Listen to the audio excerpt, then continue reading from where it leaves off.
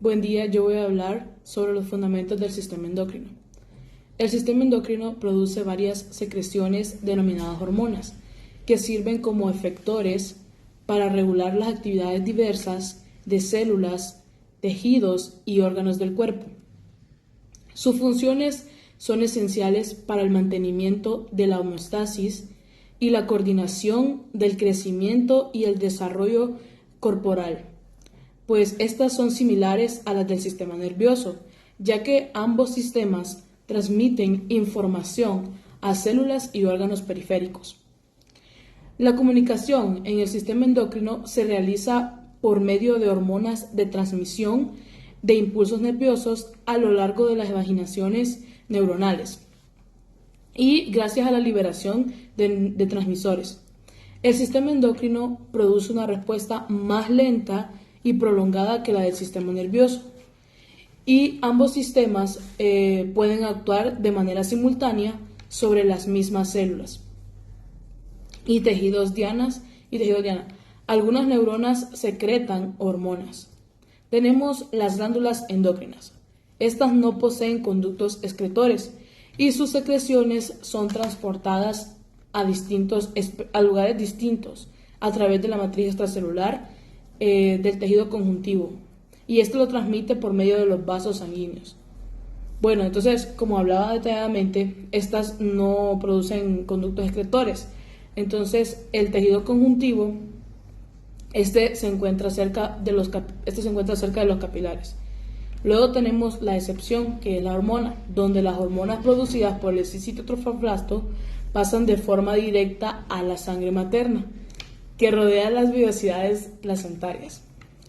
La mayoría de las células que producen hormonas tienen un origen epitelial, ya sea a partir del sistema nervioso central, lóbulo posterior de la hipófisis o la glándula pineal, la cresta neuronal o el epitelio que reviste el intestino o el tubo intestinal.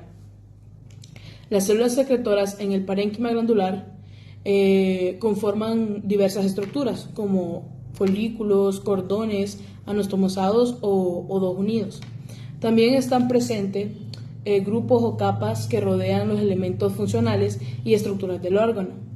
Las células secretoras de hormonas específicas están presentes en muchos organulos para regular su actividad. También tenemos que el conjunto de células endocrinas individuales en varios órganos conforman el sistema neuroendocrino difuso.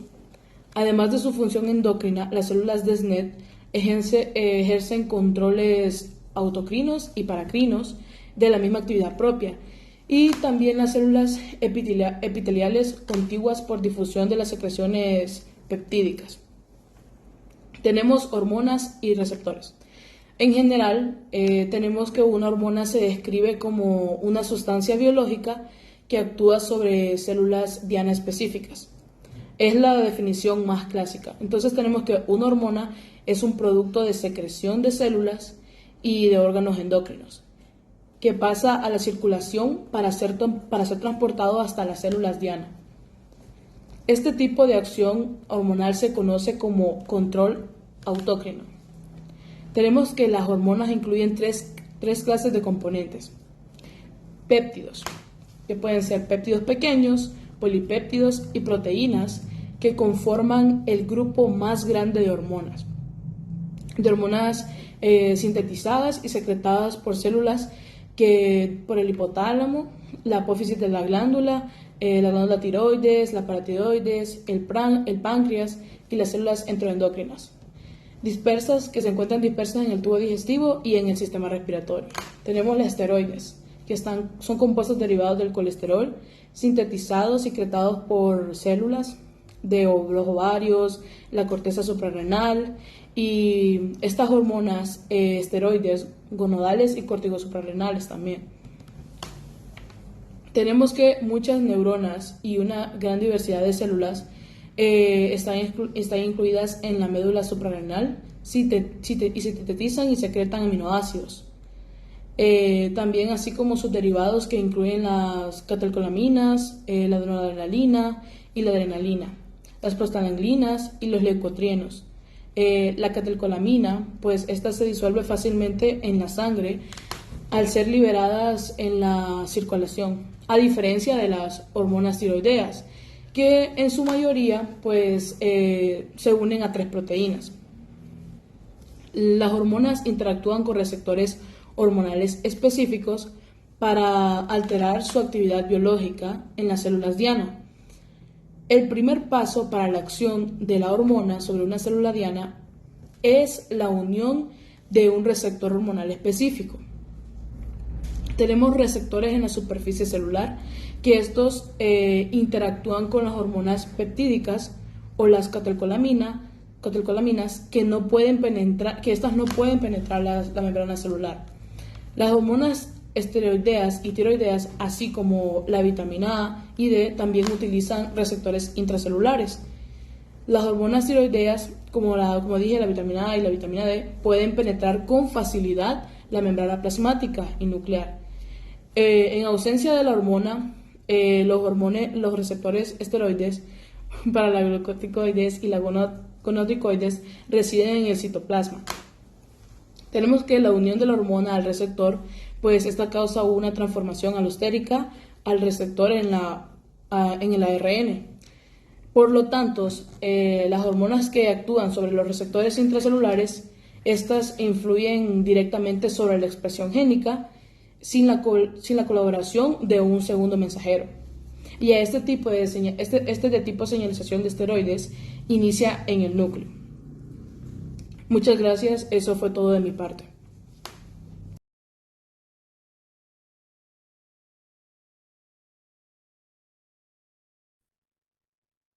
Muy buenos días, es un placer aquí poder estar con ustedes. Pues yo les vengo a hablar sobre todo sobre el tema de la glándula pituitaria, o mejor llamada también hipófisis. Bueno, mi nombre sobre todo es Ricardo Francisco Rosa y pues vamos a empezar con ese tema. Espero que la hipófisis o la glándula pituitaria es una glándula endocrina compuesta del tamaño de un guisante, sobre todo, que va a pesar aproximadamente, bueno, menos en los hombres, 0,5 gramos, pero en las mujeres solo va a pasar en las que han dado a luz 2 veces o más, que va a pesar 1,5 gramos. Y esto se va a ubicar centralmente en lo que es la base del cerebro. Va a ocupar una depresión de huesos fenoides con una forma de silla de montar a la cual se le denomina silla turca anatómicamente. La hipófisis y lo que es el hipotálamo, que es la porción del encéfalo a la cual se une la hipófisis, están neuroendocrinamente, están morfológica y funcionalmente implicadas en un control endocrino y neuroendocrino de otras glándulas endócrinas, sobre todo, debido a que estas mismas van a desempeñar papeles centrales en una variedad de sistemas reguladores de retroalimentación. Con frecuencia estos se le van a denominar órganos maestros del sistema endocrino. Anteriormente, o en lo que es en el pasado, el control de esa secreción hipofisiaria va a estar, va a estar efectuada por lo que es el hipotálamo. Se consideraba que su función era una de sus funciones principales del sistema neuroendocrino. Sin embargo, hoy en día el campo de la neuroendocrinología hoy se ha expandido para comprender lo que son las múltiples interacciones recíprocas entre lo que es el sistema nervioso central y el sistema nervioso autónomo. También el sistema nervioso endocrino e inmunitario, en lo que es, por ejemplo, regulación de homeostasis y las respuestas conductuales a los estímulos ambientales. Sobre todo, lo que hay que tener, bueno, cada cosa siempre va a tener una estructura macroscópica. Bueno, esto es una estructura macroscópica. ¿Y cómo va a estar desarrollado? Sobre todo, la hipófisis o la glándula pituitaria va a estar constituida de dos tejidos por los cuales o sea, va a ser constituido por dos tejidos, lo que son tejido epitelial glandular y nervioso o secretor. Esto va a estar de un pedículo corto, lo que es el infundíbulo y una red vascular que va a conectar la hipófisis y el hipotálamo. Pero estos mismos tejidos van a poseer dos componentes funcionales, cuáles son los lóbulos anterior y posterior. Al lóbulo anterior se le llama adenohipófisis, que va a estar constituido por lo que es el tejido epitelial glandular, y el lóbulo posterior, que es una neurohipófisis, que va a estar constituido por un tejido nervioso o secretor, como se le denomina también. Estas dos porciones hay que tener en cuenta que tienen diferentes orígenes embrionarios. Lo que es el óvulo anterior de la hipófisis va a derivar de una evaginación del ectodermo de la bucofaringe a lo que es hacia el encéfalo, que también se le denomina la bolsa de Rathke. Y el lóbulo posterior de la hipófisis va a derivar de una brote que prolifera caudalmente, desde lo que es el neuroectodermo del piso del tercer ventrículo del cerebro en desarrollo. Ahora, el lóbulo anterior de la hipófisis va a estar compuesta por tres derivados de lo que es la bolsa de Rathke: una porción distal, una porción intermedia y una porción tuberal. La porción distal, sobre todo, va a ser la que va a comprender la mayor parte del lóbulo anterior de la hipófisis y va a surgir de la pared anterior de lo que es de la pared anterior engrosada de lo que es la bolsa. La porción intermedia va a ser un resto adelgazado de la pared posterior de la bolsa que va a lindar con, con la porción distal, va a ser gastar junto con la porción distal. La porción tuberal va a ser la que desarrolla a partir de las paredes laterales engrosadas de la bolsa y va a formar un collar o lo que es una vaina alrededor del infundíbulo. Ahora, como el lóbulo anterior tiene, bueno, sus tres derivados, lo mismo va a ser el posterior. Lo que es el infundíbulo embrionario va a dar este origen al lóbulo posterior. De la siguiente, de lo que va a estar compuesto a continuación en sus dos porciones, una porción nerviosa y lo que es el infundíbulo. Entonces, la porción nerviosa va a contener lo que son axones, pero son axones neurosecretores y estos van a tener sus terminaciones. El infundíbulo también es continuo a lo que es la eminencia media y va a contener los axones también neurosecretores, pero que van a formar los tractos hipotálamo hipofisiarios. Ahora, como ya vimos, esto tiene pues sus partes de los lóbulos, tanto anterior como posterior y sus derivados. Ahora, su irrigación sanguínea. Como sabemos, cuando nos referimos a una irrigación sanguínea, nos referimos a lo que son arterias, una parte vascular. Entonces, el conocimiento de lo que es acerca de la inusual irrigación del hipófisis va a ser importante para entender sus funciones. Sobre todo la hipófisis va a estar irrigada por dos grupos de vasos: arterias hipofisiarias superiores e inferiores. Las hipofisiarias superiores van a irrigar lo que es la porción tuberal, la eminencia media y lo que es el tallo infundibular. Estos vasos se van a estar originando a partir de las arterias carótidas internas y la arteria comunicante posterior del polígono de Willis. Y las inferiores van a irrigar sobre todo la porción nerviosa y estos vasos se van a originar exclusivamente en las arterias carótidas internas. También una observación funcional importante que va a ser la mayor parte del lóbulo anterior de la hipófisis y va a poseer una irrigación arterial directa. Ahora, eh, en, eh, una consideración funcional de lo que es la regulación hipofisiaria va a ser que la liberación de hormonas desde el lóbulo anterior de la hipófisis va a estar cuidadosamente regulada por un mecanismo de control que van a ser de tres niveles. Va a comprender lo siguiente: nivel uno, que va a ser secreción de hormonas hipotalámicas reguladoras; nivel 2 van a ser secreciones parácrinas y autócrinas de las células hipofisiarias; y el nivel 3 va a ser una retroalimentación por parte de las hormonas circulantes. El nivel uno, la hipófisis aquí va a estar bajo una supervisión estrecha del hipotálamo, lo cual va a controlar una liberación de hormonas reguladoras hipotalámicas en sus venas porta hipofisiarias. También las hormonas reguladoras del hipotálamo se van a producir en las células del hipotálamo como una respuesta a la concentración de hormonas circulantes y los impulsos del sistema nervioso central. También la activación de los receptores aquí va a generar señales positivas o negativas que van a afectar lo que es la transcripción génica y van a conducir a una estimulación o inhibición de secreción de hormonas hipofisiarias. También tenemos que la producción de prolactina va a ser regulada principalmente por un efecto inhibitorio de la dopamina, que esto va a ser es decir, la secreción de prolactina aquí va a ser inhibida de forma constante por la liberación de dopamina en el hipotálamo. En el nivel 2 vamos a tener que la liberación de las hormonas por parte de la hipófisis también va a ser regulada por lo que son factores de crecimiento y lo que son citocinas solubles producidas por sus propias células. En el nivel 3 va a ser la concentración hormonal en la circulación sistemática, que va a regular lo que son secreciones de las células en el lóbulo anterior de la hipófisis, y con esto se va a lograr mediante un mecanismo, bueno, aquí se logra un mecanismo de retroalimentación negativa para las hormonas secretadas por la hipófisis por las hormonas diana. Por ejemplo, es como decir que la secreción de la tirotropina va a estar inhibida por las hormonas tiroideas producidas en la glándula tiroides por la acción de la misma secreción de la tirotropina. Y bueno, para ponerlo así como resumir, para una mejor comprensión de este sistema de retroalimentación negativa, puede considerarse el mecanismo que es simple, que va a controlar la síntesis y liberación de hormonas tiroideas, que son T3 y 4. Aquí esta secreción de hormonas tiroideas va a ser controlada por la liberación en la sangre de la secreción de la tirotropina, o la hormona tirotropina, como se llama, TSH, que es ¿cómo es que llama? Es su sigla, que va a estar sintetizada en el lóbulo anterior de la hipófisis. También, si la concentración sanguínea de 3 y 4 va a ser alta, la hormona liberadora de tirotropina, que es TRH, no se va a producir ni dar. Sin en cambio, si la concentración de estas hormonas va a ser baja, el hipotálamo va a liberar a la tirotropina y va a estimular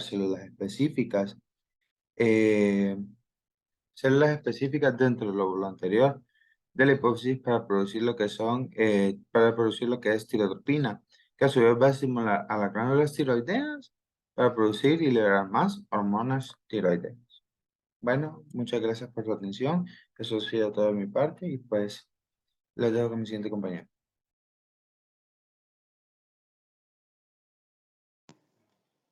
Como continuación de la glándula hipófisis nos encontramos con su lóbulo anterior, denominado la adenopófisis. Mi nombre es Carmen Marcela Salomón y soy la encargada de extenderles un poco más sobre este tema.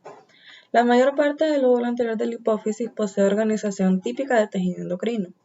4 hormonas del lóbulo anterior, las cuales serían la ACTH, la hormona estimulante de tiroides, la TSH, la FSH, que sería la folícula estimulante, y la LH, la luteinizante, reciben el nombre de hormonas tróficas porque regulan la actividad de las células de otras glándulas endócrinas a lo largo del cuerpo. Las dos hormonas restantes, la GH y la prolactina, no son consideradas tróficas, pues actúan de forma directa sobre órganos diana que no son endocrinos. Dentro de la porción distal de la hipófisis nos encontramos que sus células están compuestas en cordones y nidos con capilares entremezclados. Mediante el uso de mezclas de colorantes ácidos y básicos en los cortes histológicos, se han identificado 3 tipos de células de acuerdo a su reacción tintorial. Las basófilas, que son el 10%, las acidófilas conforman un 40% y el otro 50% están compuestas por células cromóforas. Todas las hormonas conocidas del lóbulo anterior de la hipófisis son proteínas pequeñas o glucoproteínas. Se han realizado estudios inmunocitoquímicos que nos han ayudado a clasificar las células del lóbulo anterior de la hipófisis en 5 tipos. Como el primer tipo nos encontramos con las somatótropas, que secretan somatropina. Se encuentran frecuentemente dentro de la porción distal y constituyen alrededor del 50% de las células parenquimatosas en el lóbulo anterior de la hipófisis. Estas células ovoides producen la hormona del crecimiento. Se les clasifica como acidófilas y las 3 hormonas regulan la liberación de hormona del crecimiento. La hormona liberadora de hormona de crecimiento, la somatostatina y la grelina. Como siguiente grupo nos encontramos con las lactótropas, que producen células PRL o mamótropas. Constituyen del 15 al 20% de las células parenquimatosas en el lóbulo anterior de la hipófisis y producen PRL. Se clasifican como acidófilas con un citoplasma cromófobo. La secreción de PRL está inhibida por la dopamina, catecolamina producida por el hipotálamo. Se sabe que la hormona reguladora de tirotropina y el péptido inhibidor vasoactivo estimulan la síntesis y secreción de PRL. Como siguiente tipo nos encontramos con las corticótropas. Conforman del 15 al 20% de las células parenquimatosas del lóbulo anterior de la hipófisis. Son células basófilas poliédricas medianas productoras de propomiolacortina o POMC, precursora de la hormona ACTH. La regulación de la ACTH se da mediante la hormona liberadora de corticotropina producida por el hipotálamo. Como siguiente tipo nos encontramos con la gonadótropa. Sintetizan y secretan la hormona folículo-estimulante y la luteinizante. Constituyen alrededor del 10% de las células parenquimatosas del lóbulo anterior de la hipófisis. Son células basófilas ovoides pequeñas sintetizadoras de FSH y LH. Estudios inmunocitoquímicos indican que ciertas células gonadótropas producirán solo una de estas dos hormonas. La liberación de folículo estimulante y luteinizante es regulada por la GnRH, producida por el hipotálamo. Y como último tipo nos encontramos con las tirótropas, que secretan tirotropina. Constituyen alrededor del 5% de las células parenquimatosas del lóbulo anterior de la hipófisis. Son células basófilas poligonales, grandes productoras de tirotropina, o TSH, que actúan en la glándula tiroides para estimular la producción de tiroglobulina y hormonas tiroideas. La somatostatina posee un efecto inhibidor sobre las células tirótropas y reduce la secreción de TSH. En la porción intermedia de la adenopófisis nos encontramos que las células parenquimatosas rodean a los folículos llenos de coloides. Poseen células basófilas y cromófobas. Con frecuencia, las células basófilas y las cavidades quísticas se extienden dentro de la porción nerviosa. Y para terminar, la porción tuberal es una región muy vascularizada que contiene venas del sistema hipotálamo hipofisiario. En esta región hay nidos dispersos de células planas y folículos revestidos con células cúbicas. Estas células con frecuencia muestran inmunoreactividad para ACTH, FSH y LH. Como continuación de la glándula hipófisis nos encontramos con su lóbulo anterior, denominado la adenopófisis. Mi nombre es Carmen Marcela Salomón y soy la encargada de extenderles un poco más sobre este tema. La mayor parte del lóbulo anterior de la hipófisis posee organización típica de tejido endocrino. 4 hormonas del lóbulo anterior, las cuales serían la ACTH, la hormona estimulante de tiroides, la TSH, la FSH, que sería la folícula estimulante, y la LH, la luteinizante, reciben el nombre de hormonas tróficas porque reúnen la actividad de las células de otras glándulas endócrinas a lo largo del cuerpo. Las dos hormonas restantes, la GH y la prolactina, no son consideradas tróficas, pues actúan de forma directa sobre órganos diana que no son endocrinos. Dentro de la porción distal de la adenopófisis nos encontramos que sus células están compuestas en cordones y nidos con capilares entremezclados. Mediante el uso de mezclas de colorantes ácidos y básicos en los cortes histológicos, se han identificado 3 tipos de células de acuerdo a su reacción tintorial. Las basófilas, que son el 10%, las acidófilas conforman un 40% y el otro 50% están compuestas por células cromófobas. Todas las hormonas conocidas del lóbulo anterior de la hipófisis son proteínas pequeñas o glucoproteínas. Se han realizado estudios inmunocitoquímicos que nos han ayudado a clasificar las células del lóbulo anterior de la hipófisis en 5 tipos. Como el primer tipo nos encontramos con las somatótropas, que secretan somatropina. Se encuentran frecuentemente dentro de la porción distal y constituyen alrededor del 50% de las células parenquimatosas en el lóbulo anterior de la hipófisis. Estas células ovoides producen la hormona del crecimiento. Se les clasifica como acidófilas y las 3 hormonas regulan la liberación de hormona de crecimiento. La hormona liberadora de hormona de crecimiento, la somatostatina y la grelina. Como siguiente grupo nos encontramos con las lactótropas, células que producen células PRL o mamótropas. Constituyen del 15 al 20% de las células parenquimatosas en el lóbulo anterior de la hipófisis y producen PRL. Se clasifican como acidófilas con un citoplasma cromófobo. La secreción de PRL está inhibida por la dopamina, catecolamina producida por el hipotálamo. Se sabe que la hormona reguladora de tirotropina y el péptido inhibidor vasoactivo estimulan la síntesis y secreción de PRL. Como siguiente tipo nos encontramos con las corticótropas.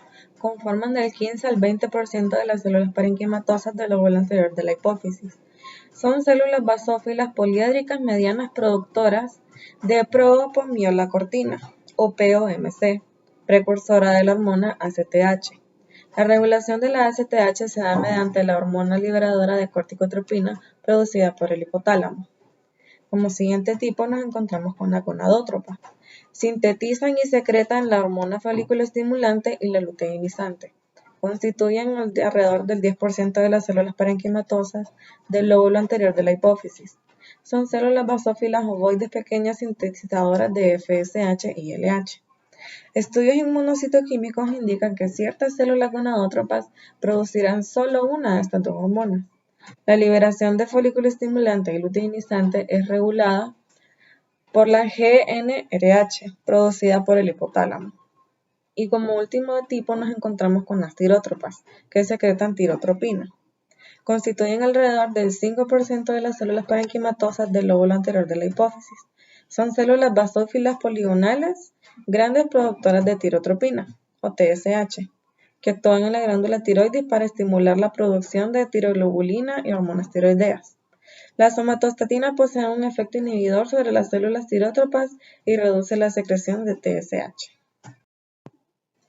En la porción intermedia de la adenohipófisis nos encontramos que las células parenquimatosas rodean a los folículos llenos de coloides. Poseen células basófilas y cromófogas. Con frecuencia, las células basófilas y las cavidades quísticas se extienden dentro de la porción nerviosa. Y para terminar, la porción tuberal es una región muy vascularizada que contiene venas del sistema hipotálamo hipofisiario. En esta región hay nidos dispersos de células planas y folículos revestidos con células cúbicas. Estas células con frecuencia muestran inmunoreactividad para ACTH, FSH y LH.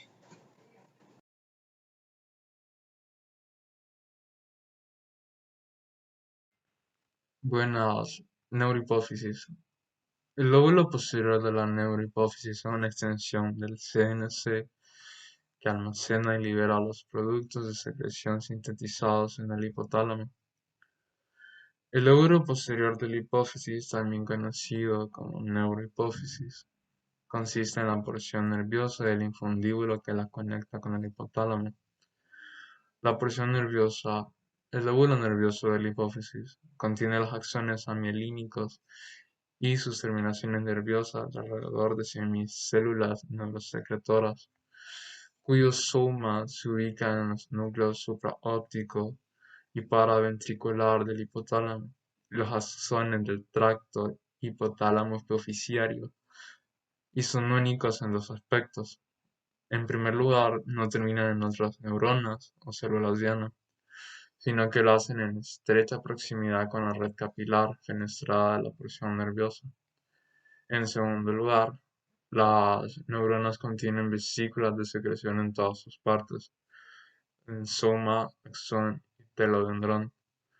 Debido a su actividad secretora, las neuronas poseen corpúsculos de Neisser bien desarrollados y en ese aspecto se parecen a las células de la asa ventral y a las células ganglionales. Los axones amielínicos transportan productos neurosecretores hacia la porción nerviosa. El microscopio electrónico permite distinguir morfológicamente tres vesículas de neurosecreción bien definidas en las terminaciones de la porción nerviosa. En la porción nerviosa existen tres tamaños de vesículas delimitadas por membrana. La primera es la vesícula de neurosecreción, con diámetros que oscilan entre 10 y 30 nm, que se acumulan en las terminales axónicas. También forman cúmulos que dilatan porciones del axón. Cerca de las terminales, estas dilataciones, denominadas cuerpos de Herring, son visibles con el microscopio óptico. En el microscopio electrónico, además de abundantes vesículas de neurosecreción, se aprecia que los cuerpos de Herring contienen mitocondrias, algunos microtúbulos y cisternas del retículo endoplasmático liso. Las terminaciones nerviosas también contienen vesículas de 30 nm con acetilcolina. Esas vesículas desempeñarían un papel específico en la liberación de las vesículas de neurosecreción. Las vesículas más grandes, de 50 a 80 nm, que asemejan a las vesículas del núcleo denso de la médula suprarrenal, y las terminaciones adenérgicas están presentes en la misma terminal que las otras vesículas limitadas por membrana. Las vesículas de neurosecreción delimitadas por membrana, que se agrupan para formar los cuerpos de Herring, contienen oxitocina, o una hormona antidiurética, que es la ADH, Antidiuretic Hormone, también llamada vasopresina. Cada hormona es un pequeño péptido de 9 residuos aminoácidos. Las dos hormonas difieren solo en 2 aminoácidos. Cada vesícula contiene trisfosfato de adenosina, ATP, adenosine triphosphate y neurofisina, una proteína que se une a la hormona por enlaces no covalentes. La ADH facilita la reabsorción del agua de los túbulos distales y los conductos colectores del riñón, porque modifica la permeabilidad de las células al agua. El nombre original de la ADH, vasopresina, proviene de la observación de que las grandes dosis no fisiológicas aumentan la presión arterial, porque favorecen la contracción del músculo liso en pequeñas arterias y arteriolas. Sin embargo, las concentraciones fisiológicas del ADH tienen efectos mínimos sobre la presión arterial.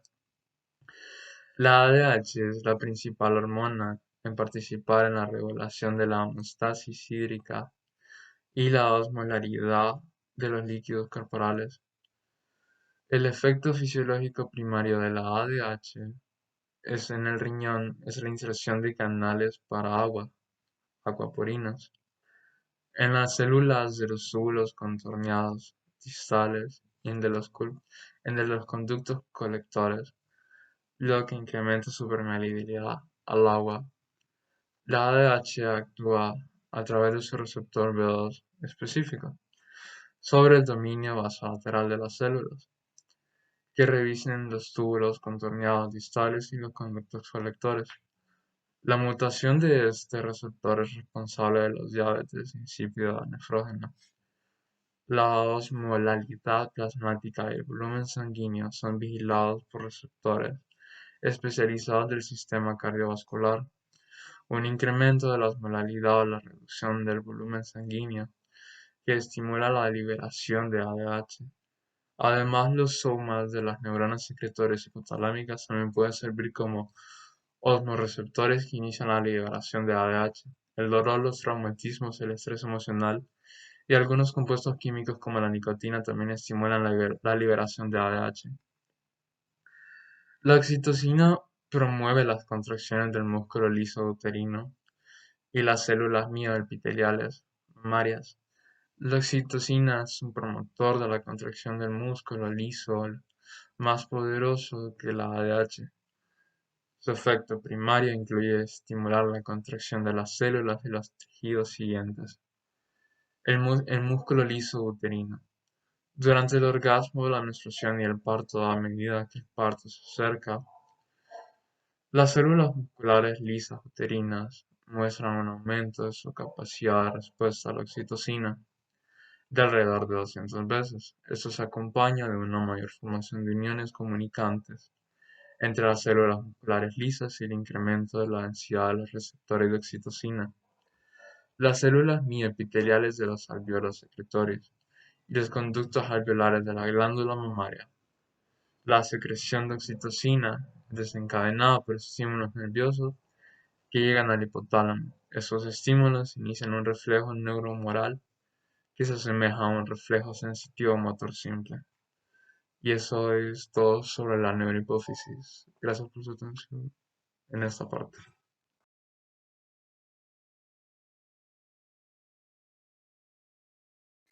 Bueno, el hipotálamo. El hipotálamo está ubicado en el medio de la base del cerebro y va a rodear la porción ventral del tercer ventrículo. Este regula la presión arterial, la temperatura corporal, el equilibrio de los líquidos y electrolitos y también el peso corporal y el apetito. Va a sintetizar una gran cantidad de productos de neurosecreción, además de oxitina y ADH. Las neuronas también en esta hipotalámica van a secretar polipéptidos que van a promover e inhibir la secreción y liberación de las hormonas desde lo que es el lóbulo anterior de la hipófisis. Estos polipéptidos hipotalámicos también se acumulan en lo que son las terminaciones nerviosas cercanas a la inminencia media y el tallo infundibular, y van a ser liberados en el lecho capilar del sistema hipotalámico hipoficiario. Esto para su transporte hacia lo que es la porción distal de la hipófisis. La concentración circular de un producto de secreción específico de un órgano diana, una hormona o su metabolito puede actuar de forma directa sobre lo que son las células del lóbulo anterior de la hipófisis o el hipotálamo. Esto para regular la secreción de lo que son las hormonas liberadoras hipotalámicas. Los dos niveles de retroalimentación van a permitir una sensibilidad exquisita en el control de la función secretora.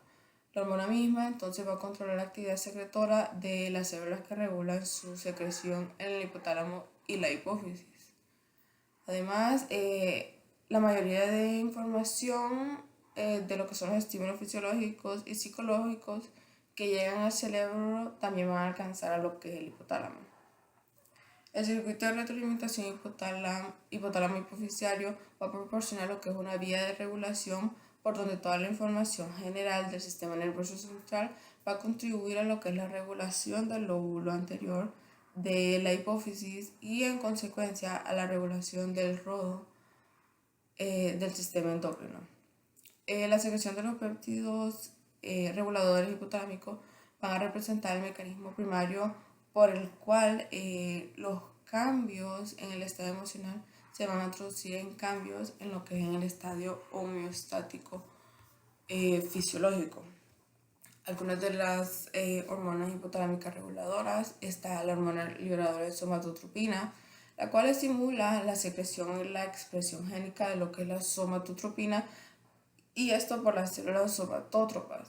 También está la somatostatina, la cual va a inhibir la secreción de la somatotropina por las células somatótropas también, y la tirotropina por las células tirotropas. La dopamina va a inhibir la secreción de la prolactina. La hormona liberadora de corticotropina va a estimular la secreción de corticotropina y la expresión génica de propio melanocortina. La hormona liberadora de gonadotropina va a estimular la secreción de gonadotropina y la hormona foliculoestimulante por las células gonadótropas. Y la hormona liberadora de tirotropina va a estimular la secreción y expresión génica de tirotropina y estimula también la síntesis de la secreción de la prolactina. Ahora la glándula pineal. La glándula pineal entonces va a ser una glándula endocrina o neuroendocrina, la cual va a regular el ritmo circadiano. Esta se va a desarrollar a partir del ectodermo de la porción posterior de lo que es el techo del diencéfalo, y esta va a permanecer unida al encéfalo por un pedículo corto. En los humanos este se va a localizar en lo que es la pared posterior del tercer ventrículo, cerca del centro del encéfalo. Esta glándula pineal va a contener dos tipos de células parenquimatosas, los pinealocitos y las células intersticiales. Los pinealocitos entonces van a ser las células principales de la glándula pineal. Estas están dispuestas en grupos dentro de lo que son los lóbulos formados por un tabique de tejido conjuntivo que van a penetrar la glándula desde lo que es la pía madre que cubre la superficie. Estas van a poseer un núcleo grande con pliegues profundos y con inclusiones lipídicas de su citoplasma. Y las células intersticiales van a constituir lo que es alrededor del 5% de las células de lo que es la glándula. Estas células tienen características tintoriales y ultraestructurales que son muy semejantes a lo de los astrocitos y son de una reminiscencia de los pituicitos del lóbulo posterior de lo que es la hipófisis. Además de estos dos tipos de células, la glándula pineal se va a caracterizar por calificaciones denominadas cuerpos aranáceos o arenilla cerebral. Estas calcificaciones se van a derivar de la presentación de fosfatos y carbonatos de calcio en proteínas transportadoras liberadas que van a estar liberadas en el citoplasma durante la exocitosis de las secreciones pineales. Estas calcificaciones son reconocibles desde la niñez y su cantidad va aumentando conforme a la edad. Dado que son radioopacas y se van a localizar en la línea media del encéfalo, estas van a ser marcadas convenientemente para realizar lo que son estudios radiográficos y de tomografía computarizada. Entonces, esta glándula pineal es un órgano fotosensible y un importante reloj y regulador del ciclo de lo que es el día y la noche, o sea, el ritmo circadiano. Está obtener información acerca de los ciclos de luz y de la oscuridad desde lo que es la retina a través del tracto retinohipotalámico, el cual se va a conectar en el núcleo supraquiasmático con los tractos neurales simpáticos que van a llegar a la glándula pineal. Durante el día, estos impulsos luminosos van a inhibir la producción de la principal hormona de la glándula pineal, cuál es la melatonina, y por lo tanto la actividad pineal, según se cuantifica por los cambios de la concentración plasmática de la melatonina, va a aumentar durante la oscuridad y disminuye a mayor intensidad luminosa. En humanos, estos cambios en la secreción de la melatonina van a cumplir una función importante en la regulación de lo que son los ritmos corporales diarios o circadianos.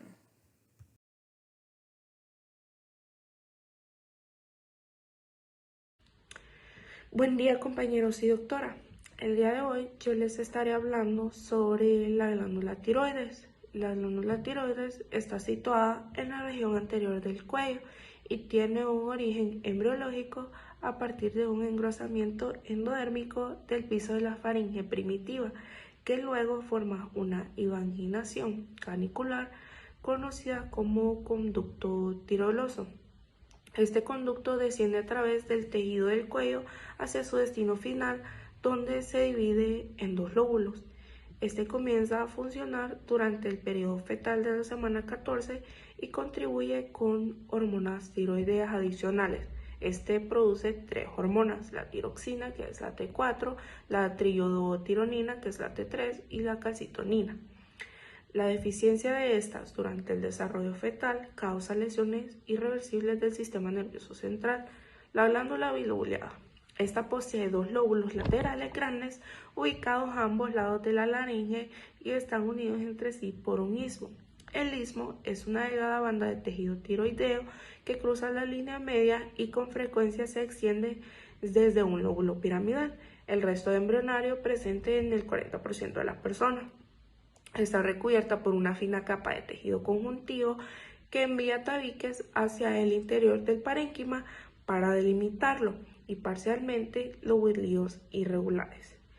La unidad estructural y funcional de la glándula son los folículos tiroideos, que sería el parénquima. Los folículos tiroideos son un comportamiento de aspecto quístico más o menos esferoidal y cada folículo está delimitado por una pared formada por epitelio folicular, epitelio simple cúbico o cilíndrico, bajo cuya superficie apical está en contacto con el coloide y la superficie basal está en contacto con una lámina basal típica. Contienen en su interior un material gelatinoso denominado coloide, cuyo componente principal es la tiroglobulina, que forma inactiva de almacenamiento de las hormonas tiroideas, además de enzimas y otras glucoproteínas. Para obtener las hormonas activas se extraen de la tiroglobulina del coloide, que luego es procesada dentro de las células foliculares y posteriormente liberadas en los capilares sanguíneos fenestrados. Están separados y rodeados por tejido conjuntivo laxo que posee capilares sanguíneos fenestrados y capilares linfáticos. El epitelio folicular contiene 2 tipos de células. La primera son las células foliculares, que son las principales. Estas células son las más abundantes del parénquima y producen las hormonas tiroideas T3 y T4. Regulan el metabolismo basal y la producción de calor de las células, y los tejidos influyen sobre el crecimiento y desarrollo corporal de su secreción. Es regulada por la TSH, la tirotropina, liberada por la adenohipófisis. Ambas atraviesan la barrera placentaria y son decisivas en las etapas iniciales del desarrollo del sistema nervioso central. El citoplasma basófilo pálido y núcleo esferoidal con un nucleolo prominente. Estas poseen microvellosidades cortas apicales. Las segundas son las células parafoliculares, que son las células C.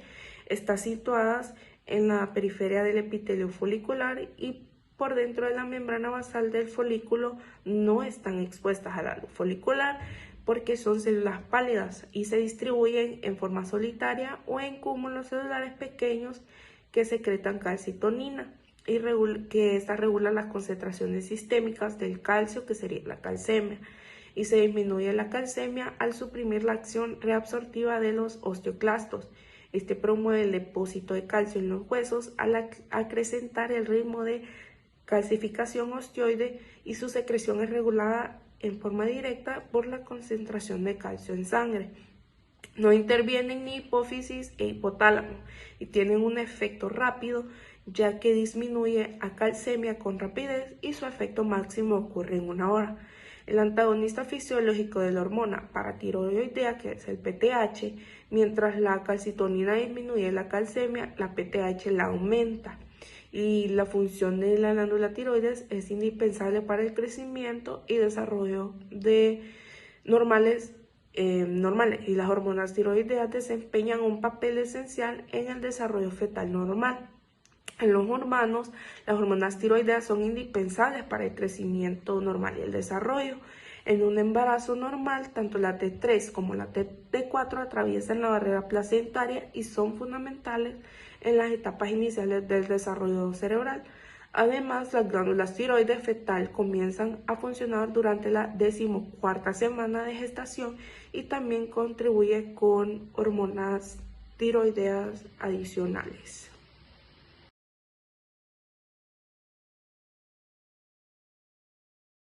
Hola, buen día. En mi sección hablaremos de la glándula paratiroides. Estas son glándulas endocrinas que son muy pequeñas y se encuentran estrechamente asociadas a la tiroides. Estas son ovoides con un pequeño diámetro de algunos pocos milímetros y que se encuentran dispuestos en 2 pares, que constituyen las glándulas paratiroideas superiores y las glándulas paratiroideas inferiores. Estas suelen estar ubicadas en el tejido conjuntivo de la superficie posterior de los lóbulos laterales de la tiroides. Entonces, estos son los lóbulos laterales de la tiroides que están por detrás y aquí estarían las glándulas. Estructuralmente, cada una de las glándulas está rodeada por una delgada capa que le llamaremos cápsula, que es de tejido conjuntivo que la separa de la tiroides.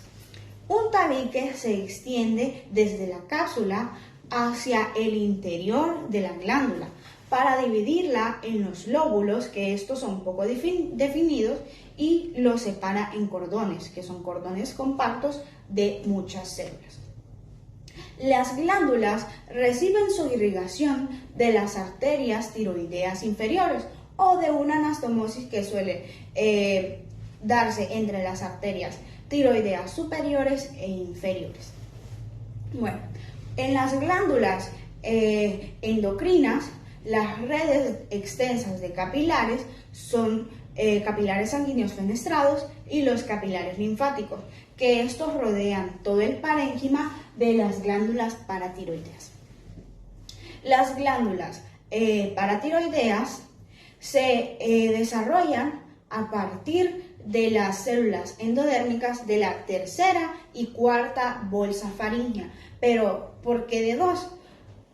Vamos a hablar de esto. Desde el punto de vista embriológico, las glándulas paratiroideas inferiores se desarrollan de la 3ª bolsa faríngea, mientras que las glándulas paratiroideas superiores se desarrollan de la 4ª bolsa faríngea. Entonces, al inicio las glándulas paratiroideas inferiores descienden con el timo, pero más tarde estas glándulas paratiroideas inferiores se separan del timo y se ubican por debajo de las glándulas paratiroideas superiores. Entonces, las células principales se diferencian durante el desarrollo embrionario y estas son funcionalmente activas. ¿Funcionalmente activas en qué? En la regulación del metabolismo fetal del calcio. Ahora, las células oxífilas se diferencian más tarde en el momento de la pubertad. Entonces, Las células principales y las células oxífilas son las células que constituyen a la glándula paratiroidea. Entonces, teniendo esto en cuenta, las células principales son las más abundantes de las células del parénquima de la paratiroides y tienen a su cargo la regulación de la síntesis del almacenamiento y la secreción de las grandes cantidades de la PTH, y estas son las células poligonales que son pequeñas, de algunos 7 a 10 nanómetros de diámetro y con su núcleo de ubicación central. El citoplasma de esta es un leve acidófilo de una tinción tenue y contienen algunas vesículas de lipofusina con grandes cúmulos de glucógeno y algunas inclusiones lipídicas. Estas células pueden experimentar mitosis. ¿Qué sucede cuando experimentan mitosis? Estas células son estimuladas de una manera crónica y lo que produce algunos cambios en la concentración sanguínea del calcio, mientras que las células oxífilas constituyen la porción menor de las células del parénquima y no se les conoce una función secretora, pero se encuentran aisladas o en grupos. Son rodeadas y mucho más grandes que las células principales. Estas tienen un citoplasma claramente acidófilo. Entonces, la hormona paratiroidea regula las secreciones de calcio y fosfato en la sangre, y que son indispensables para nuestra vida. Cuando hablamos de la PTH, hablamos de un péptido lineal de 84 aminoácidos. En las células diana, este se une a un receptor específico para activar un segundo mensajero. Este hace que la liberación de la PTH cause un aumento de calcemia, que cuando hablamos de la calcemia es nuestro famoso nivel de calcio que hay en la sangre. La secreción de esta hormona es regulada por la concentración sérica de calcio a través de un sistema de retroalimentación simple.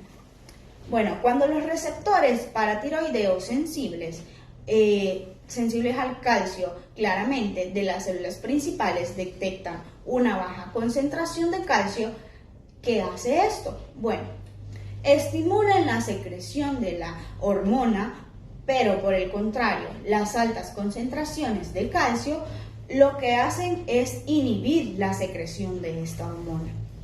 Cuando hablamos de la PTH, actúa en diversos sitios. Puede actuar sobre la acción del tejido óseo. Bueno, hasta hace poco se le consideraba que la resorción ósea era el efecto principal de la PTH sobre el hueso. Pero, sin embargo, las acciones de esta hormona sobre el hueso son mucho más profundas, más complejas, y actúa de una manera directa e indirecta, ya veremos por qué, sobre varios tipos de células. Los receptores para esta hormona se encuentran en las células osteoprogenitoras, que podemos hablar de ellas: los osteoblastos, los osteoclastos, los osteocitos y todas las células que revisten a los huesos.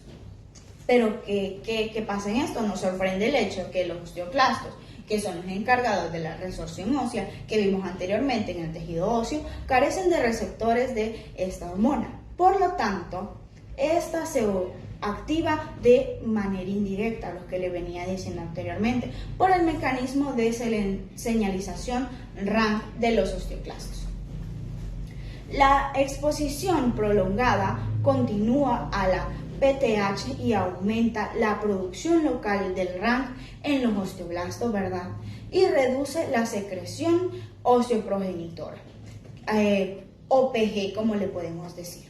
Estos cambios lo que hace es estimular la diferenciación de los osteoclastos, lo que conduce al aumento de la resorción ósea y la liberación de calcio y fosfato en el líquido extracelular.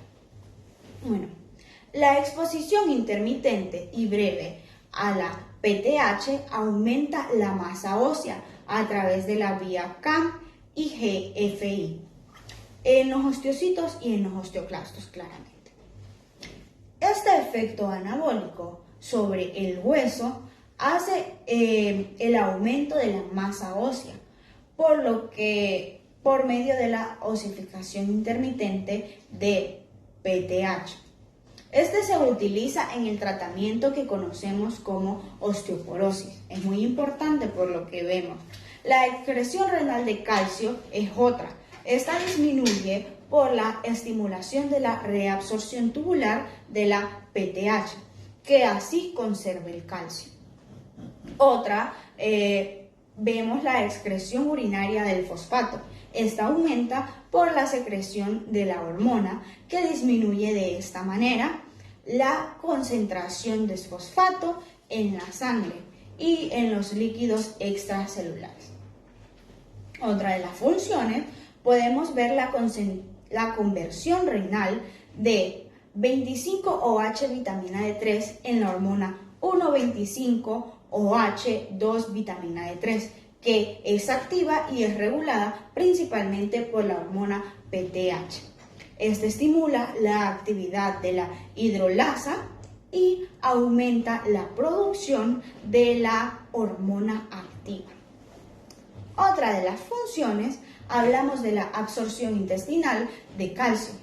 Esta aumenta bajo la acción de la PTH. Vemos que está estrechamente con toda una de las funciones. Sin embargo, la vitamina D posee un efecto mayor que el de la PTH sobre la absorción intestinal. Lo que vemos es que esta hormona y la calcitonina tienen algunos efectos recíprocos. Entonces, una depende de la otra en la regulación de la concentración de calcio en la sangre. Si bien la PTH aumenta la concentración de calcio en la sangre, cuando hablamos del pico máximo después de su liberación, no se alcanza. ¿Hasta qué punto se alcanza? Se alcanza pasada varias horas.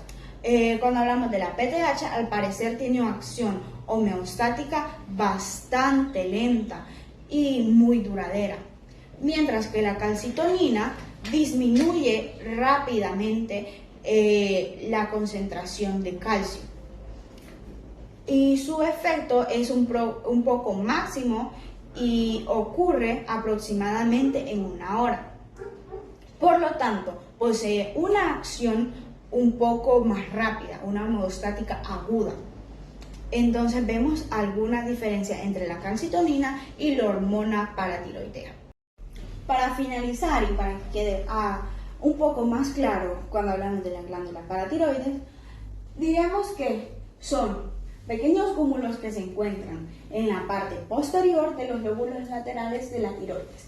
Entonces vendrían a ser esto: las glándulas paratiroides superiores y las glándulas paratiroides inferiores. Decimos que estas tienen varias acciones. Entonces, decimos que son 4, ¿verdad? Poseen 2 tipos de células. ¿Cuáles tipos de células? Las oxífilas y las principales. Las oxífilas se encuentran en mayor concentración y las principales son las que se encuentran en mayor concentración. Las principales lo que hacen es la secreción de la PTH, lo que causa un aumento de calcio en la sangre, que lo que hace es un equilibrio entre la calcitonina y la PTH en la sangre. Entonces, ¿qué hace esta? Actúa a nivel óseo, promueve la activación de la vitamina D, en la reabsorción de los túbulos renales y también la absorción de calcio en la ingesta del intestino delgado. ¿Cómo sucede esto? Bueno, sucede que aquí tenemos aquí la PTH en los niveles de calcio de la resorción ósea. En el riñón actúa produciendo la vitamina D3, que la vitamina D3 lo que hace es conducirse hasta el intestino delgado. Lo que hace es una absorción en la ingesta del calcio en la paratiroides. Entonces podemos ver que nos ayuda tanto en la acción sobre el tejido óseo, primera función. Segunda función, excreción renal de calcio. La tercera, la conservación renal. Cuarta, tenemos una excreción urinaria. Y como quinta y última función, tenemos la absorción intestinal de calcio. Como podemos ver, aquí tenemos un esquema de todas las funciones de esta pequeña pero importantísima glándula que casi siempre es de las más olvidadas en el sistema endocrino. Muchas gracias.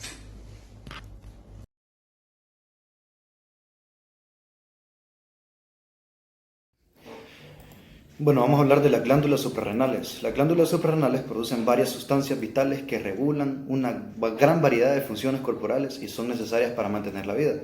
Las glándulas suprarrenales son órganos pares triangulares ubicados a la altura del polo superior de los riñones como un sombrero. La glándula derecha es aplanada y triangular, mientras que la izquierda tiene una forma de semiluna. Se caracteriza porque tienen unos haces de músculo liso dispuestos en forma longitudinal y esto permite que la contracción para el flujo de salida de las hormonas desde la médula hacia la circulación. Las glándulas suprarrenales secretan hormonas esteroideas y catecolaminas, que más adelante vamos a hablar de estas hormonas. Los vasos sanguíneos y los nervios se introducen en el parénquima glandular, que es la porción funcional de la glándula, y vienen desde la cápsula, que es un tejido que cubre las glándulas suprarrenales y que les da soporte. El tejido secretor está dividido en dos regiones diferentes, la corteza suprarrenal y la médula suprarrenal. Las células parenquimatosas de la corteza suprarrenal, que es la parte funcional de la corteza, están controladas en parte por el lóbulo anterior de la hipófisis y participan en la regulación del metabolismo y el mantenimiento del equilibrio electrolítico normal. La irrigación sanguínea, ¿por quién es irrigada y por quién es drenada? Es irrigada por sangre, por las arterias suprarrenales superior, media e inferior, y es drenada por las venas suprarrenales. En la cápsula, las arterias pequeñas que le penetran se ramifican para dar origen a tres patrones principales de distribución: capilares capsulares, que irrigan la cápsula; capilares sinusoidales corticales fenestrados, que irrigan la corteza; arteriolas medulares, que llevan la sangre a la médula. El tejido parenquimatoso secretor está organizado en dos regiones diferentes, la corteza y la médula. Se ubica debajo de la cápsula y constituye el 90% del peso de la glándula y es la porción secretora de hormonas esteroideas como glucocorticoides, que estimulan el metabolismo y reducen el ritmo del metabolismo de la glucosa en las células, entre otras muchas más funciones. La corteza suprarrenal se desarrolla a partir del mesodermo, que tiene un origen embrionario diferente que la médula, ya vamos a ver, y la médula, porción secretora de las catecolaminas como adrenalina y noradrenalina, que aumentan la frecuencia respiratoria y cardíaca, también dilatan los bronquios, se localiza a mayor profundidad que la corteza y forma el centro de la glándula. Se desarrolla a partir de las células de la cresta neural. Por lo que podemos decir que la corteza y la médula son de origen embrionario diferente. Durante el desarrollo embrionario, la glándula suprarrenal fetal está compuesta por una corteza fetal pero sin una médula. El desarrollo de la glándula suprarrenal fetal es parte de un proceso complejo de maduración y preparación del feto para la vida fuera del útero. Entonces carece de una médula donde se encuentran las células cromafines. ¿Qué son las células cromafines? En la porción central de la glándula suprarrenal está compuesta por el parénquima de células epiteloides grandes, difícil de ver porque son poco sensibles a la tinción y se les denomina células cromafines o células medulares. Son las células de la médula suprarrenal.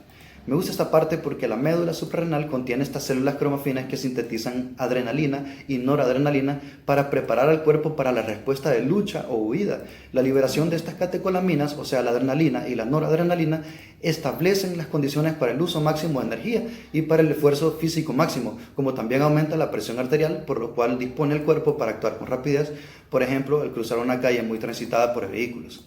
La corteza suprarrenal está dividida en tres regiones: la zona glomerular, la zona fasciculada y la zona reticular.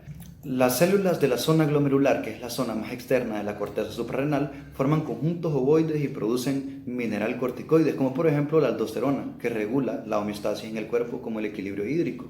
El sistema renina-angiotensina-aldosterona proporciona el mecanismo para controlar la secreción de las células de la zona glomerular. Y un ejemplo puede ser el riñón, que libera renina en respuesta a la reducción de la presión arterial o cuando hay una concentración sanguínea de sodio reducida. Por eso los fármacos que inhiben la renina en el pulmón son eficaces en el tratamiento de la hipertensión. Las células de la zona fasciculada, que es la zona media de la corteza suprarrenal, están dispuestas en cordones rectos y largos que producen glucocorticoides, como por ejemplo el cortisol, que regula la gluconeogénesis, que es la síntesis de glucosa, o incrementa la disponibilidad metabólica de la glucosa y de los ácidos grasos, que son fuente de energía inmediata.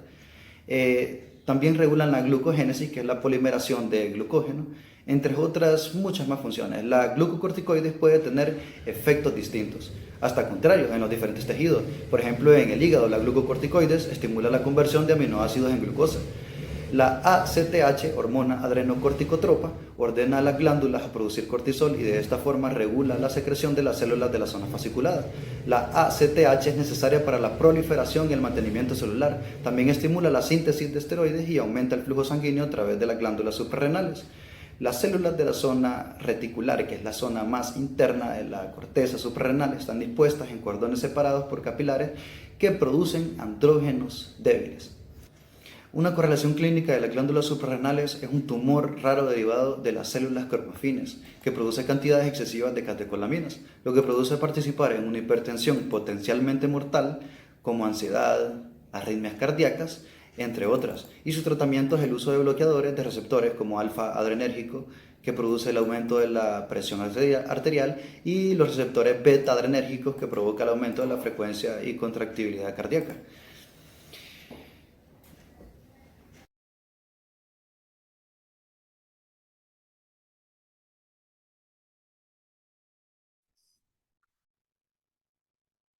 Hola, buenos días. Mi nombre es Uyapa María Rodríguez y en esta ocasión les voy a hablar sobre la subdivisión de la corteza suprarrenal.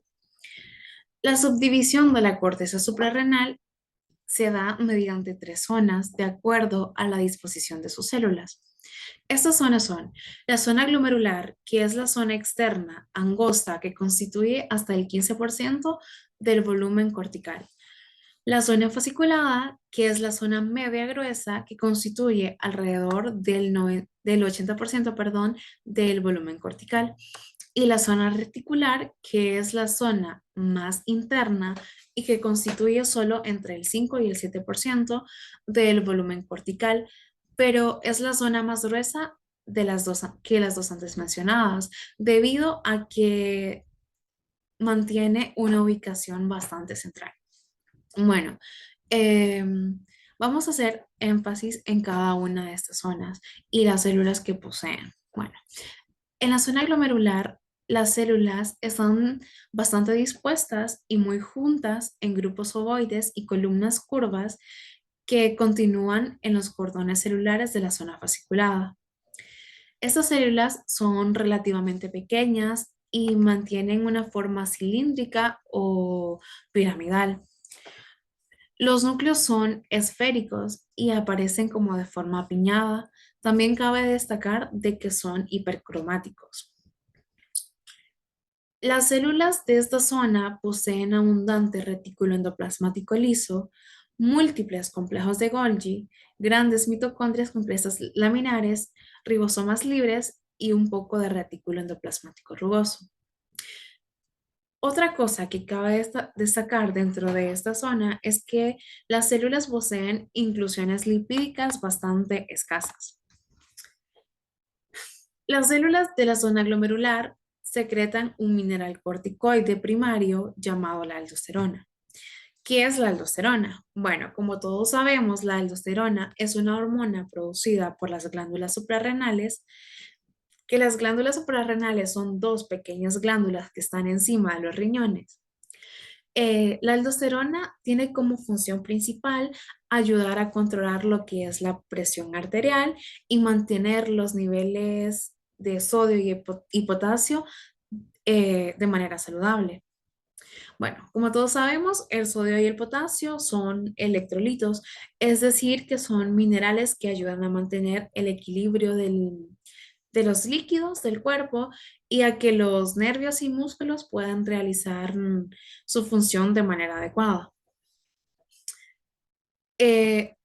Las zonas donde actúa la aldosterona son principalmente las células que se encuentran en los túbulos distales de la nefrona, en los riñones, la mucosa gástrica y las glándulas salivales y sudoríparas para estimular lo que es la reabsorción de sodio en estos sitios y la excreción del potasio únicamente en los riñones.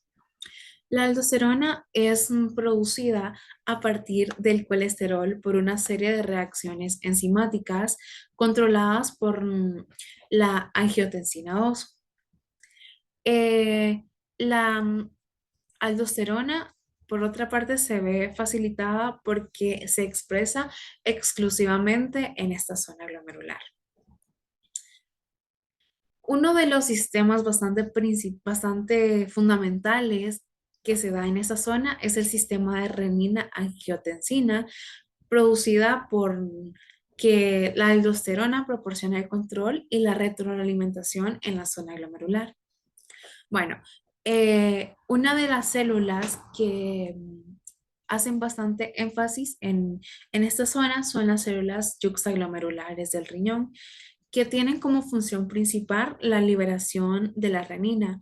Y la renina, pues, es una respuesta a la reducción de la presión arterial o una concentración sanguínea de sodio. Bueno, ahora les voy a hablar acerca de lo que es la zona fasciculada y las células que se encuentran dentro de ellas, el tamaño y sus características.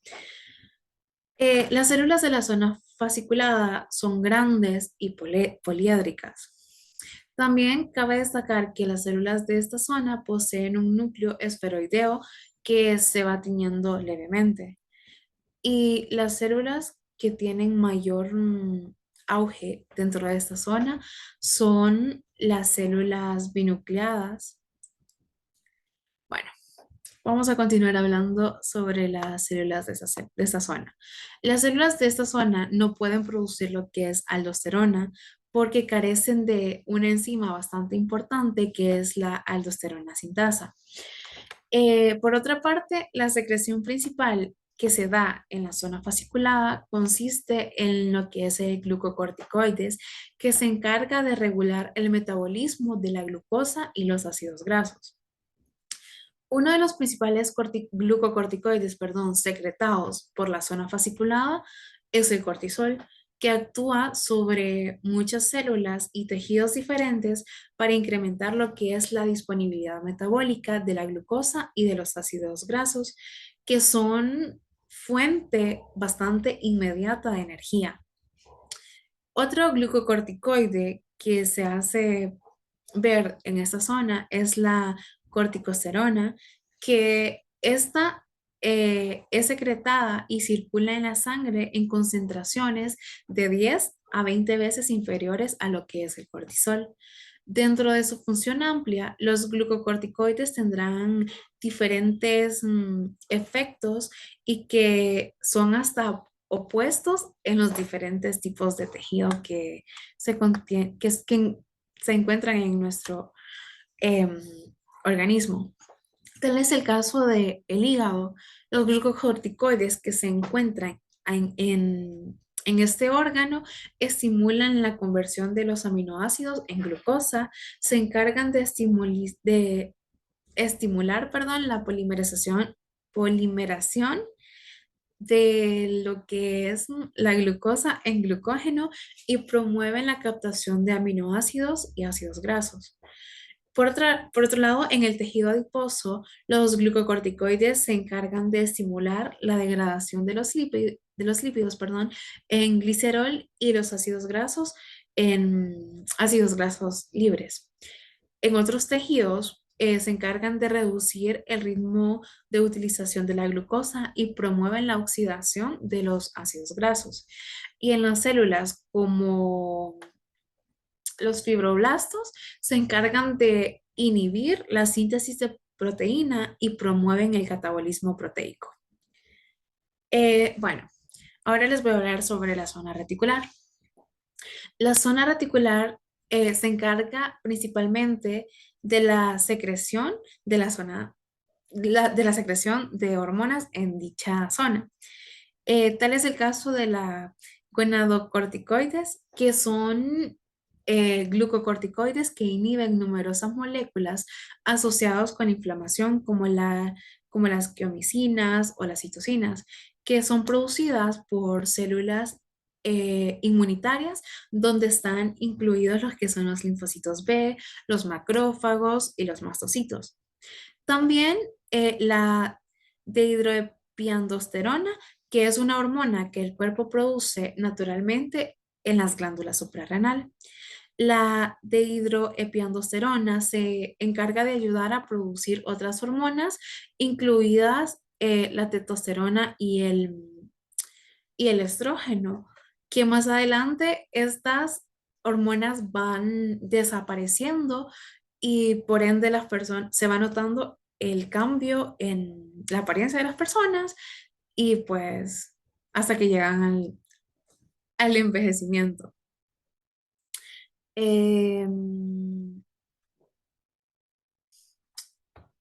Las células que también la aldosterona, las células también que secretan, perdón, algunos glucocorticoides, pero en cantidades mucho menores de la zona fasciculada. Son la androsteniodona, perdón, y esta también se encuentra en la zona fasciculada, pero en menores cantidades. Aquí también el glucocorticoide secretado en mayor proporción es el cortisol. Ahora vamos a hablar sobre la glándula suprarrenal fetal. La glándula suprarrenal fetal consiste en una corteza bastante externa, permanente y estrecha, y una corteza fetal o una zona fetal interna gruesa. Una vez que que esta zona está completamente establecida, la glándula suprarrenal fetal es inusual en los términos de su organización y su gran tamaño en relación con otros órganos que se encuentran en desarrollo.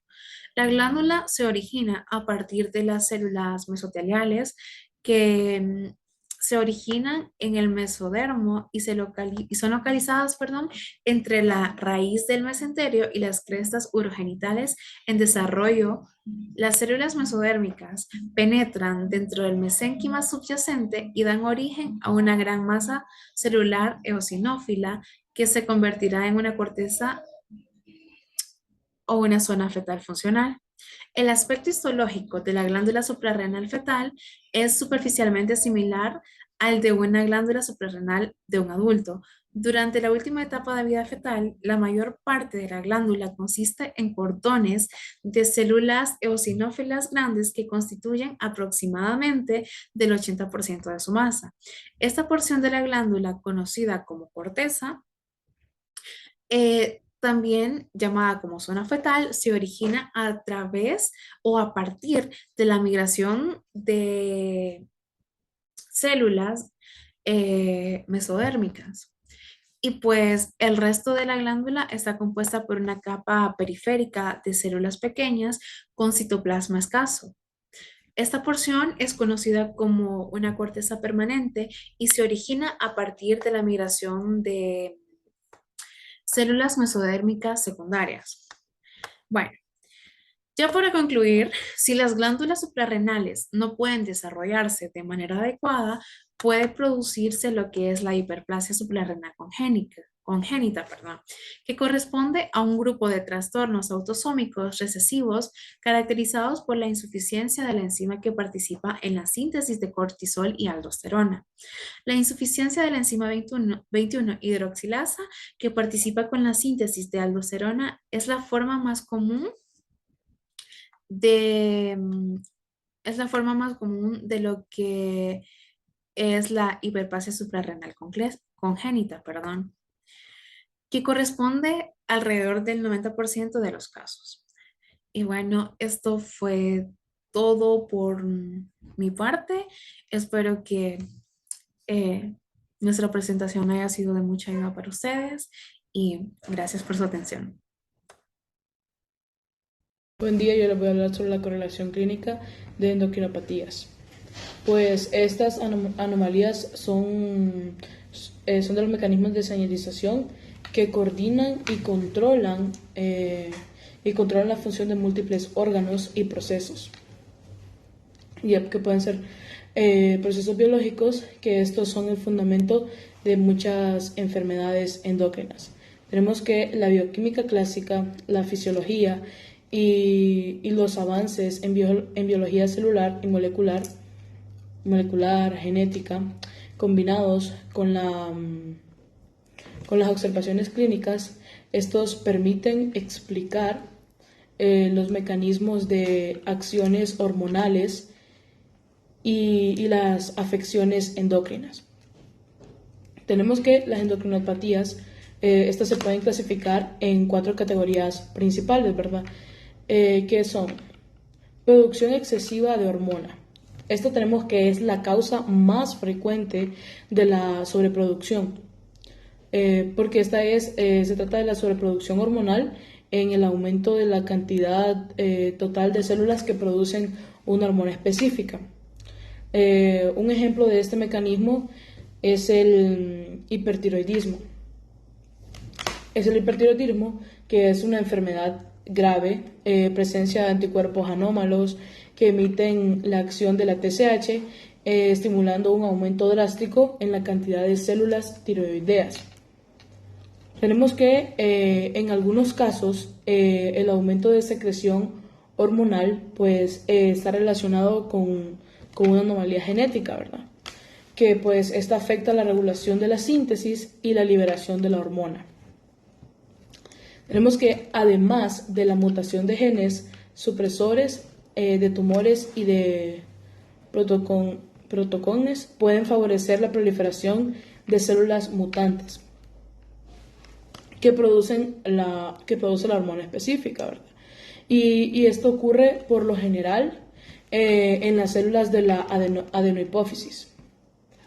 Tenemos la siguiente, que es producción insuficiente de hormona, que bueno, esta puede ser el resultado de la destrucción de un órgano. Puede ser el resultado de la destrucción de un órgano por un proceso patológico. Por ejemplo, la tuberculosis de las glándulas suprarrenales. O por autoinmunidad. Por ejemplo, la enfermedad de Hashimoto, en donde los anticuerpos anómalos atacan y destruyen a las células productoras de hormonas tiroideas. Además, la anomalía genética que conducen al desarrollo defectuoso de las glándulas. Tenemos también lo que son las glándulas endocrinas, hipogonadismo, hipogonotrópico, la alteración de la síntesis hormonal, supresión del GH o la regulación anómala de la secreción hormonal, como hipotiroidismo, asociado con la mutación del receptor sensible al calcio que se expresa en las células paratiroideas. También pueden disminuir la concentración sérica o la ausencia de hormonas activas. También puede ser la causa de una lesión en las glándulas endocrinas, como ocurre cuando hay una tiroidectomía, que es la resección de la glándula tiroides.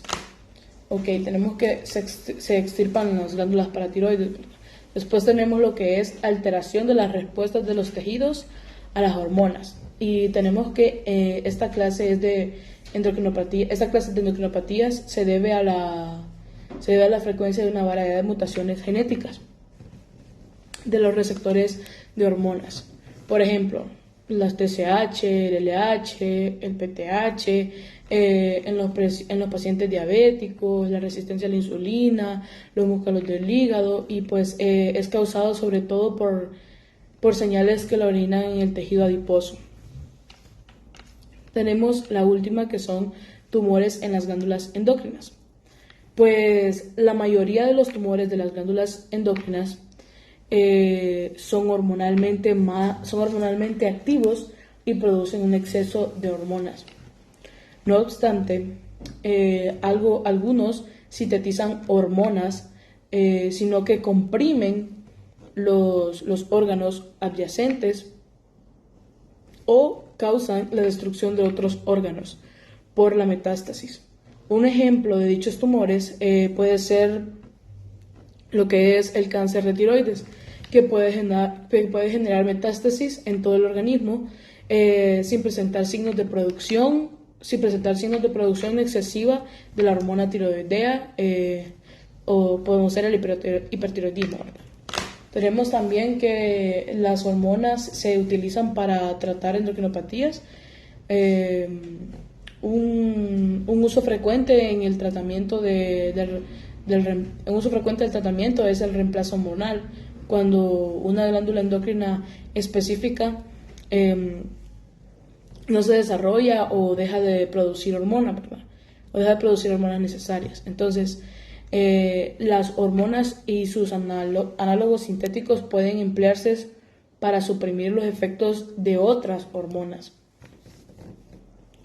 En general, las hormonas tiroideas y esteroideas pueden administrarse por vía oral, mientras que las hormonas peptídicas, por ejemplo, como la insulina y la GH, requieren ser inyectadas.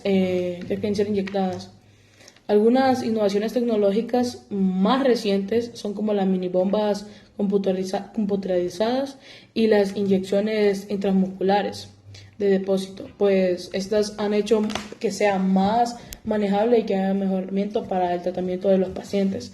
Y bueno, pues eso es todo de mi parte. Buen día, yo les voy a hablar sobre la correlación clínica de enfermedades relacionadas con la secreción de vasopresina. Pues esto se debe a la falta o disminución de la producción de ADH, que te conduce a una alteración conocida como diabetes insípida, que esta se caracteriza por biliuria, que esto es producción de un gran volumen de orina diluida hasta 20 litros por día, con orina hipotónica e insípida. Tenemos que las personas con esta alteración tienen síntomas de mucha sed, lo que esto les permite contrarrestar la pérdida de agua mediante la ingesta de una gran cantidad de líquidos. Esta enfermedad con frecuencia es causada por lesiones en la cabeza, tumores u otras lesiones que pueden dañar el hipotálamo, o la neurohipófisis. Esta forma de la enfermedad se clasifica como diabetes insípida, hipotalámica, en contraste con la diabetes insípida nefrógena, en la cual la secreción de ADH es normal o elevada, pero hay una falta de respuesta renal a la concentración de ADH circulante. Tenemos que la diabetes nefrógena suele ser una alteración congénita, que esta está relacionada con la mutación del gen de los conductos de acoporina 2 o diferentes mutaciones del receptor ADHB2 en los túbulos renales.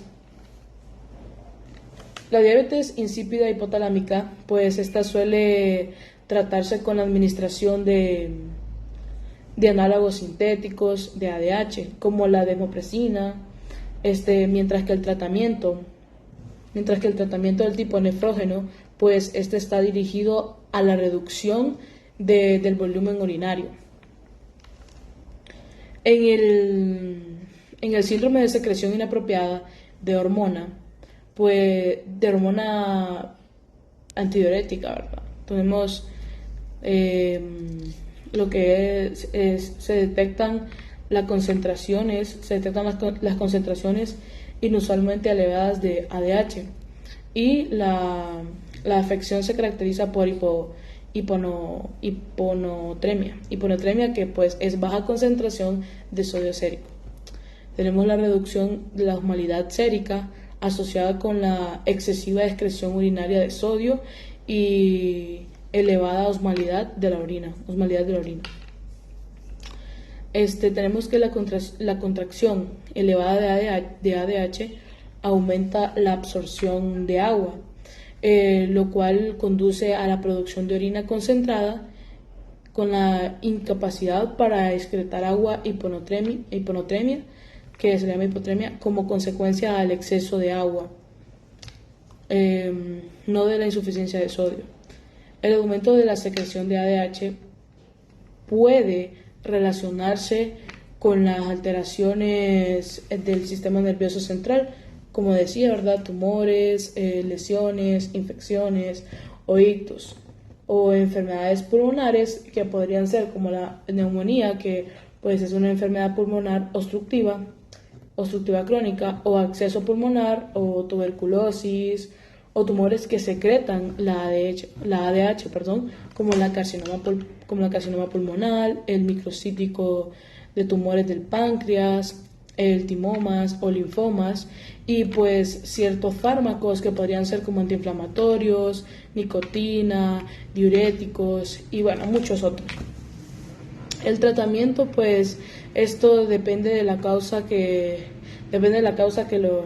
supluyente, que incluye la restricción de líquidos, pues el tratamiento farmacológico. Tenemos que en la actualidad se encuentra disponible un antagonista del receptor del ADH-B2, que es el Camiptam. Pues este alivia la hipotremia y aumenta la diuresis de agua libre sin pérdida de otros iones. Sin pérdida de otros iones, pues en lo que es la orina de los pacientes. Y bueno, eso es todo de mi parte, espero les haya gustado. Muchas gracias por su... En las correlaciones clínicas hablaremos de la función tiroidea anómala. Esta es el síntoma más frecuente en las enfermedades a nivel de la tiroides. Esto puede indicar tanto un hipotiroidismo como un hipertiroidismo. Cuando hablamos del hipotiroidismo, puede ser causado por una cantidad insuficiente de yodo en nuestra dieta, llamado también el bocio por la insuficiencia de yodo o bocio endémico,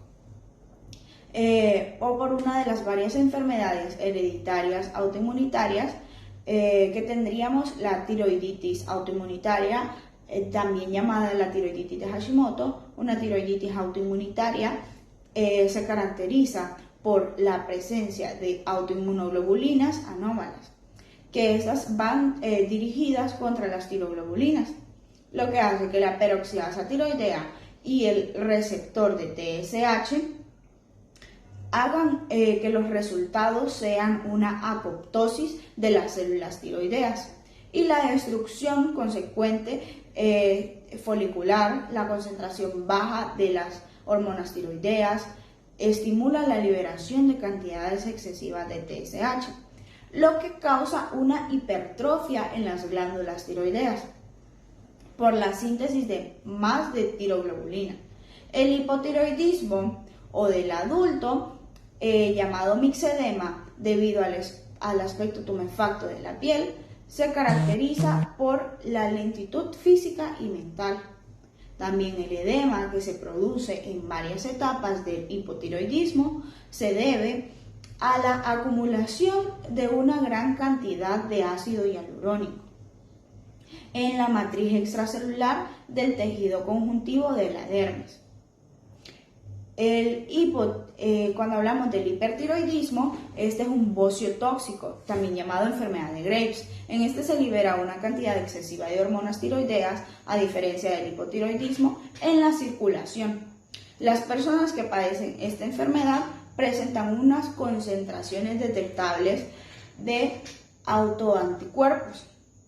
Estas inmunoglobulinas G se unen a los receptores de TSH en las células foliculares y lo que hacen es estimular la actividad de adenilonato sinalasa como resultado del incremento de las concentraciones del CAM en las células foliculares, lo que hace es una conducción a la estimulación continua de las células y por consecuente el aumento de las secreciones de la hormona tiroides.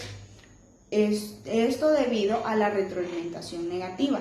La concentración de TSH en la circulación puede ser normal. Sin embargo, la estimulación de la glándula tiroides experimenta una hipertrofia y las hormonas tiroideas se secretan una proporción inusualmente alta, lo que ocasiona el aumento del metabolismo. La mayoría de las características clínicas del hipertiroidismo están asociadas con un ritmo metabólico acelerado y con el aumento de las actividades nerviosas simpáticas. El cuadro clínico de estas personas incluye la pérdida de peso, la transpiración excesiva, la taquicardia, el nerviosismo. Los signos visibles incluyen la protrusión de los globos oculares, la retracción de los párpados, como consecuencia del incremento de la actividad simpática y el aumento del depósito de la matriz extracelular en nuestro tejido adiposo, ¿verdad?, que está localizado debajo del globo ocular. Eso hace la protrusión. La glándula tiroides aumenta de tamaño. Las características microscópicas incluyen la presencia de las células foliculares cilíndricas, que estas revisten los folículos tiroideos a causa de la gran utilización de coloide. El folículo tiende a variarse en las regiones de contacto con la superficie apical de las células, pero su tratamiento, el tratamiento de la enfermedad de Graves consiste en una cirugía para extirpar la glándula tiroides o también ser tratados con radioterapia o con yodo radioactivo ingerido, que destruye la mayor parte de las células foliculares activas. Entonces, cuando hablamos de esto, uno hace nuestra última correlación entre las células cromafines y las feocromacitomas.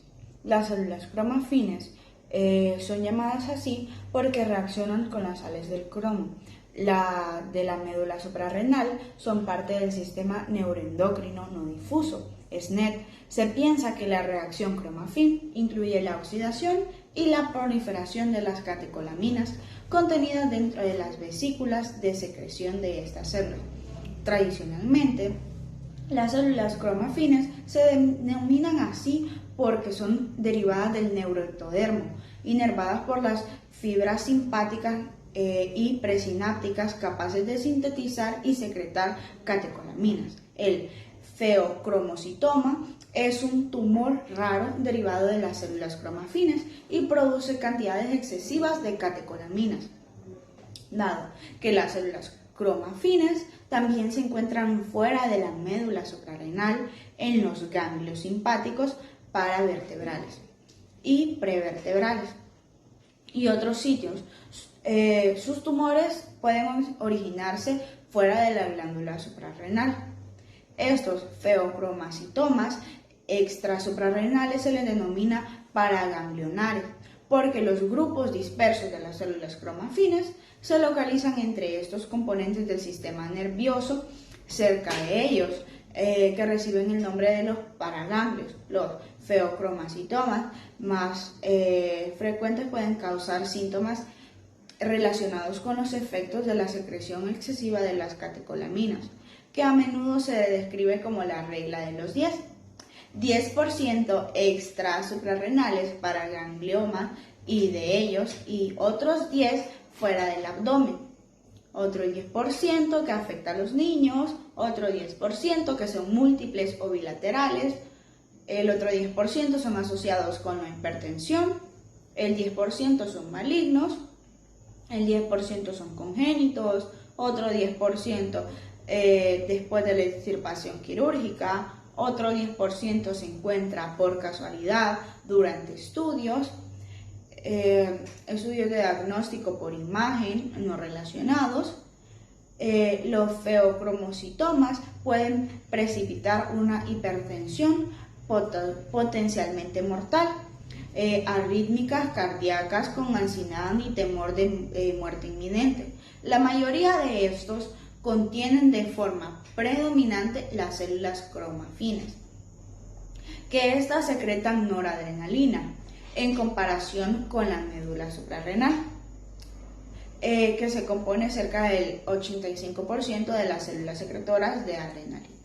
Entonces, la estimulación de los receptores adrenérgicos produce el aumento de la presión arterial y de la contractibilidad cardíaca de la glucogénesis y la relajación intestinal. La estimulación de los receptores adrenérgicos provoca el aumento de la frecuencia y de la contractibilidad cardíaca. La resorción quirúrgica del tumor es el tratamiento de elección. Bueno, para prevenir la crisis hipertensiva durante una cirugía, es necesario el control riguroso de los bloqueadores A y B adrenérgicos.